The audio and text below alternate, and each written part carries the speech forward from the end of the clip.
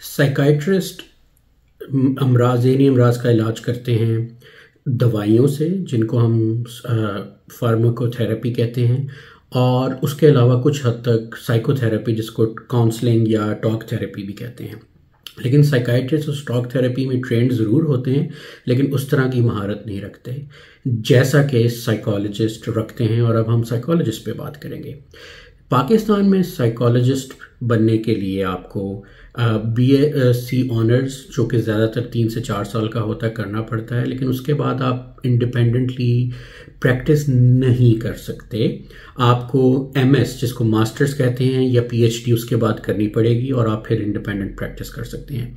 ये जानना बहुत ज़रूरी है, क्योंकि बहुत से लोग ऐसे हैं पाकिस्तान में, मैं खुद ऐसे लोगों को जानता हूँ, जो कि बग़ैर किसी प्रॉपर डिग्री के साइकोलॉजिकल प्रैक्टिस कर रहे हैं। जो साइकोलॉजिस्ट होता है वो काउंसलिंग और टॉक थेरेपी का माहिर होता है। उसके अलावा वो फर्दर कुछ साइकोलॉजिकल टेस्टिंग भी कर सकता है, इवन न्यूरोसाइकोलॉजिकल एवेल्यूएशन भी, लेकिन वो दवाई नहीं लिख सकता। दवाई लिखने के लिए आपको मेडिकल डॉक्टर होना ज़रूरी है, जो कि साइकाइट्रिस्ट है।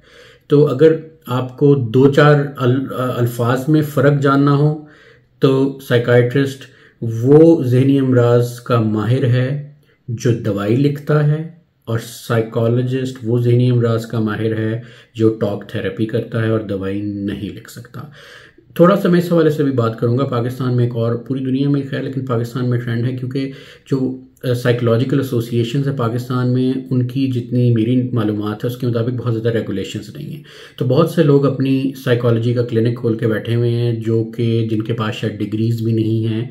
तो ये आपके लिए जानना बहुत अहम है कि आप ज़रूर साइकोलॉजिस्ट के पास जाएँ, उसकी डिग्री चेक करें कि खाली कोई डिप्लोमा, तो कोई ऑनलाइन सर्टिफिकेशन तो नहीं, क्योंकि डिग्री जो है वो इसलिए ज़रूरी है कि जो जिसने डिग्री और ट्रेनिंग ली होगी वही आपके अमराज का सही इलाज कर सकेगा।